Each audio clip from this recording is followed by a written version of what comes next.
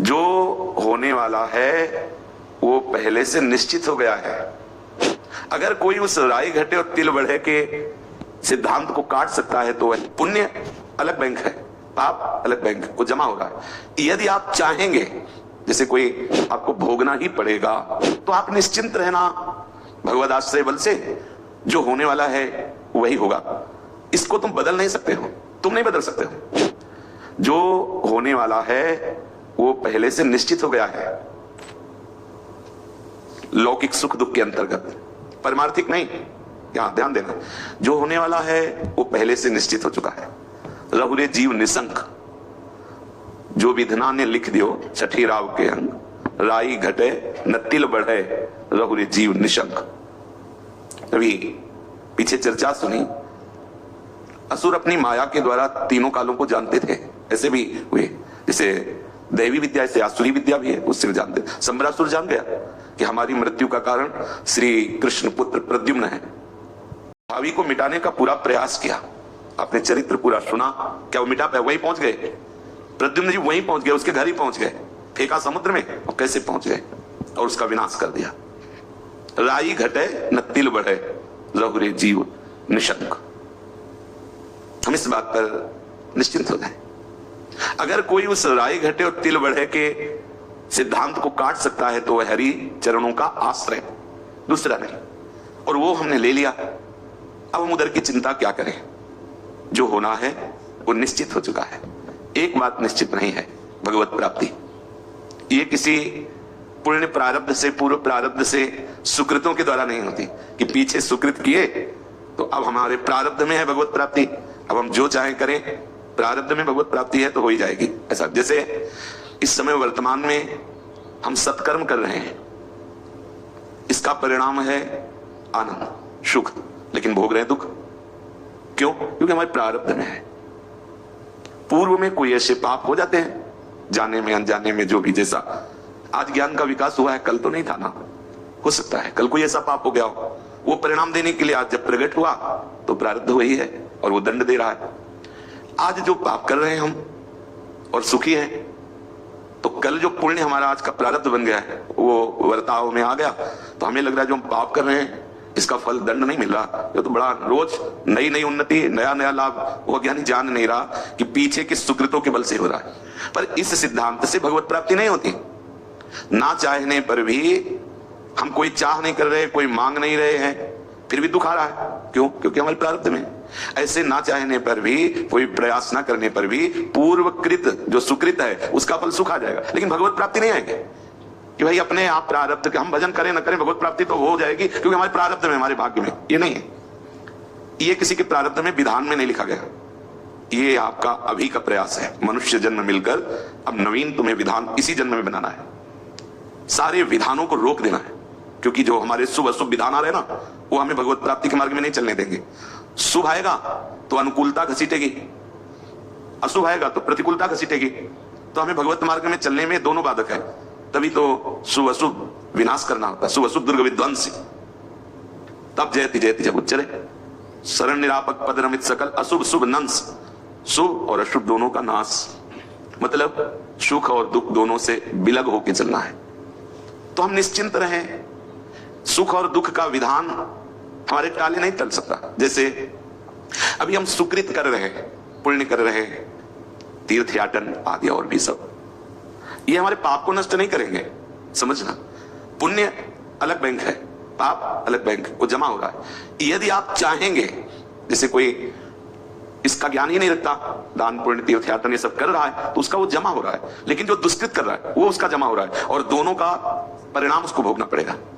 अब एक है सत्संगी, वो जान गया कि पुण्य और सुकृत के बल से हम पापों का नाश करके आगे बढ़ सकते हैं। अब उसने अंदर निश्चय किया कि मैं गंगा नहाने जा रहा हूं, मेरे पाप नष्ट हो जाए, तीर्थ याटन, मैं ये जो दान पुण्य, इसका सबका प्रभाव मेरे दुष्कृत नष्ट हो जाए और मुझे भगवत मार्ग में आगे बढ़ने का अवसर मिले। अब उसके नष्ट होने लगेंगे, क्योंकि वो अपने सुकृत के द्वारा दुष्कृतों का नाश कर रहा है। और इन दोनों से एक अलग मार्ग है, भगवत शरणागति। जैसे चाहो मुझे चलाओ नाथ, मैं आपका हूं, खत्म। यहां से सुकृत और दुष्कृत का शासन खत्म। अब पूरी बागडोर सारथी बनकर के श्री कृष्ण ने अपने हाथ में ले ली।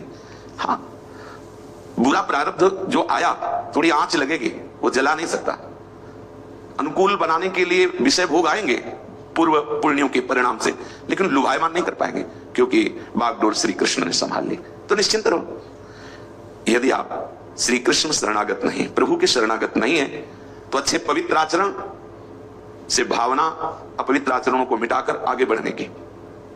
यदि ये भी नहीं है तो फिर दोनों जो कर रहे हैं उसका फल अवश्य में भोक्तव्य। कृतम कर्म शुभाशुभम, ये आपको सत्संग के द्वारा निश्चय करना होगा कि आप किस मार्ग के पथिक हैं। केवल वाणी से कह देने से बात नहीं बनती, अंदर से आपको चलना होगा, स्वीकृति करनी होगी। एक मार्ग शुभ अशुभ कर्मों का, वो स्वाभाविक आपको भोगना ही पड़ेगा। दूसरा मार्ग शुभ कर्मों के द्वारा अशुभ कर्मों का नाश करके फिर वो जब आप शुभ में स्थित हो जाएंगे तो शुभ का त्याग हो जाएगा। और सर्वोत्तम मार्ग भगवत आश्रित, इसमें हमें कुछ करना नहीं होता। शुभ अशुभ के विषय में ये इतने में समर्थ है, शरणागति में इतना प्रभाव है इसमें कि शुभ अशुभ को ढकेल करके उपासक को महाआनंद की तरफ ले जाती। नहीं, ये कर्म बंधन ऐसे नहीं है। देखो, पूज्य श्री राधा बाबा प्रभु को प्रीतम रूप से प्राप्त करने के लिए त्रिपुर सुंदरी भगवती की आराधना, उस स्थिति में भी अशुभ ने बाधा पहुंचा दी। खड़ाऊ फिसली, बाबा गिरे और अंग टूटा। क्या हुआ है?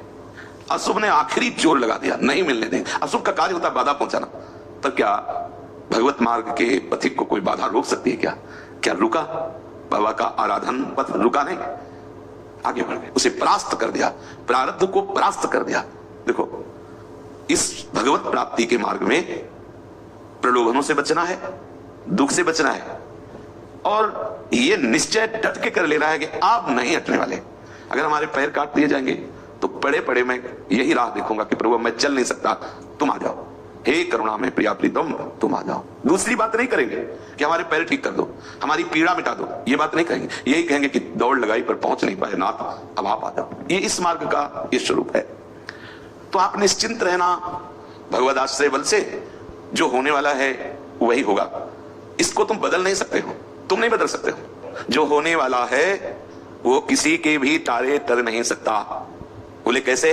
बोले देखो, बड़ी सावधानी रखी गई थी कि अमृत असुरों को एक को भी न मिलने पाए।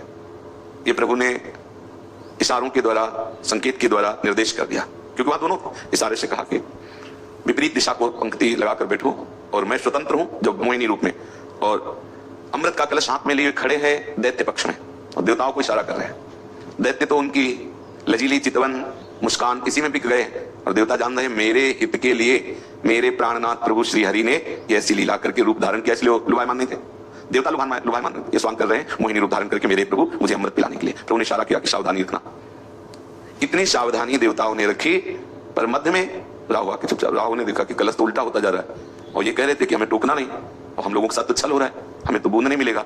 तो बीच में ऐसे सब पीने के उसमें थे, वो बीच में आके इधर सूर्य इधर चंद्र बीच में आके, और वो प्रभु ऐसे देख रहे थे, प्रवाह में वैसे चला जा रहा था गिरता हुआ, वो ऐसे सूर्य चंद्र ने कहा प्रभु राहु तत्काल सुदर्शन से तत्काल, पर वो यहां तक पहुंच चुका था। तो बोले देखो भाभी, वो अमर हो गया ना।